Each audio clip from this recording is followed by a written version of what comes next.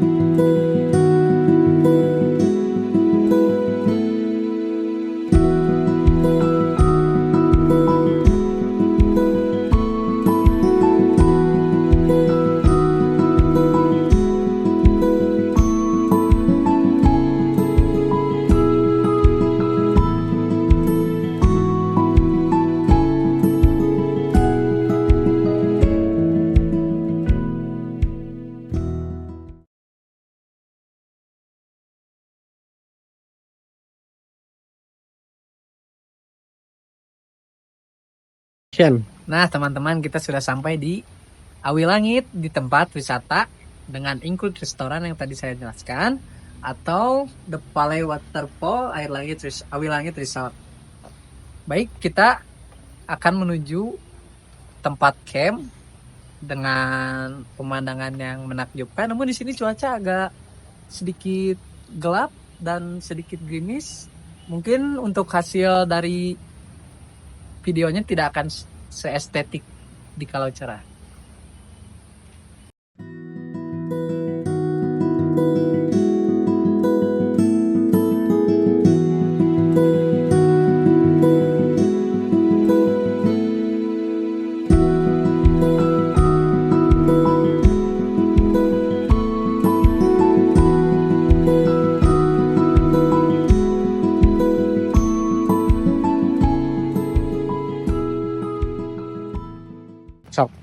Nah, ini adalah beberapa area atau beberapa tenda di area ini di tempat camping ground. Mulai dari tenda-tenda kecil yang sudah dipasang dan kita tinggal menggunakannya. Adapun beberapa tenda yang lebih besar dan ada pula musola. Banyak tenda juga yang lainnya.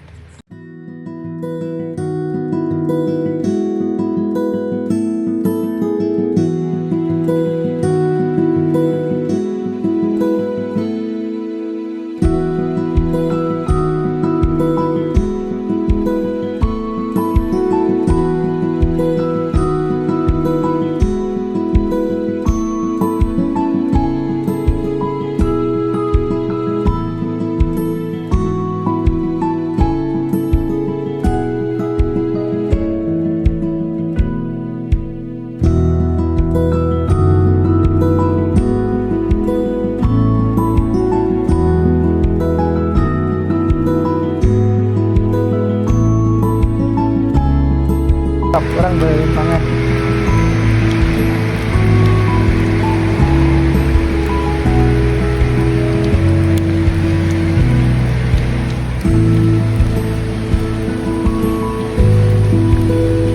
Kapsul itu.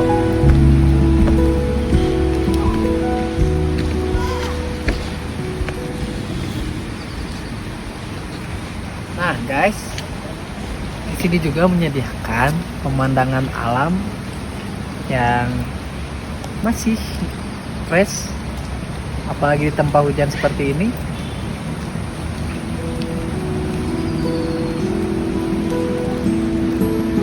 Aku balikan deh bisa kayak gue gitu.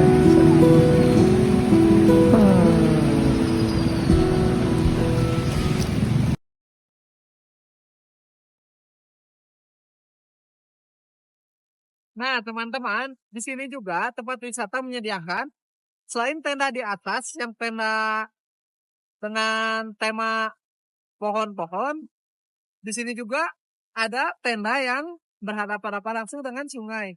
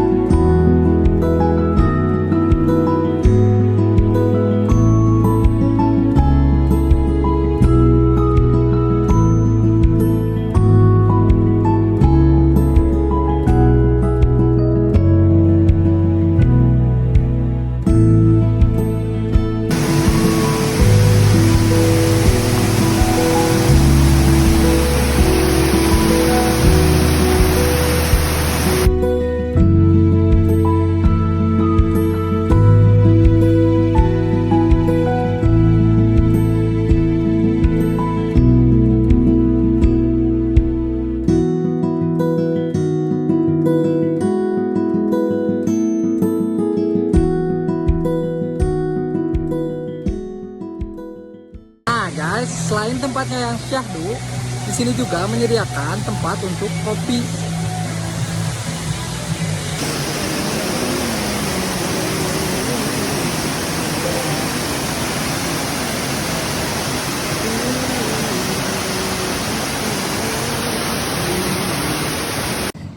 Baik, kita akan langsung memulai sesi wawancara dengan salah satu staf penting di wisata ini. Saya perkenalkan staf di bagian IT dan marketing, Bapak Adiatna. Ya. Tolong lihat kamera Pak Adi. Baik Pak Adi, Ya. di sini saya mohon maaf mengganggu waktunya. Ada beberapa pertanyaan yang akan saya ajukan kepada Bapak Adi. Salah satunya, platform digital apa saja sih yang sekarang efektif digunakan untuk wisata seperti ini? Nah, untuk platform kita menggunakan beberapa ya. Yang pertama mungkin kita aktif di sosial media seperti TikTok, Instagram, Facebook, kemudian YouTube. Namun yang paling aktif dan efektif dalam pemasaran wisata kita ini ada di Instagram ya. Karena Instagram itu semua orang mudah dan termasuk umum lah. Iya, Instagram banyak para pengguna yang masih kalangan 30 ke bawah ya, Ya, yang betul. masih banyak mencari referensi wisata. Betul. Kemudian, apakah restoran ini pernah menjalankan apakah restoran atau wisata ini pernah menjalankan sistem periklanan di Meta? Ya. Sama seperti ads di Ya. kayak reels yang muncul di Instastory, atau ketika kita lagi scroll muncul iklan-iklan berbasis pengenalan wisata seperti itu. Ya. Untuk advertisement sendiri atau periklanan kita juga sudah mencoba di Meta ya. Memang efektif setelah kita periklanan dalam beberapa hari kemudian juga itu langsung terlihat seperti itu. Jadi Meta juga sangat membantu ya untuk Ya, betul. pengenalan seperti ini ke Ya. jangkauan yang lebih luas. Betul. Terutama untuk ada diskon atau kita menu baru, wahana baru atau penawaran yang lainnya. Pengenalan diskon seperti itu. Ya, betul. Menurut Bapak Adi, platform yang paling sangat menarik dan menguntungkan di sosial media sekarang apa sih? Nah, kalau untuk yang paling tren ya, yang paling tren sekarang itu menurut saya ada di TikTok. Ya, karena di TikTok itu gampang viralnya lah istilahnya seperti itu. Ketika ada suatu orang yang viral kan semua orang ingin tahu seperti itu. Jadi ya itu intinya dari TikTok lah. Jangkauan TikTok lebih luas Ya, dengan betul. warga Indonesia sebagai nomor 1 pengguna TikTok ya. Ya, betul sekali. TikTok. Gimana sih restoran ini ngebedain kita nge-branding restoran atau ya wisata ini, kita sebut saja restoran biar lebih singkat ya, Ya. dengan kompetitor lain di real life-nya dan di online-nya gimana sih? Oke, untuk kompetitor itu mungkin kita membranding dengan visual yang kuat ya.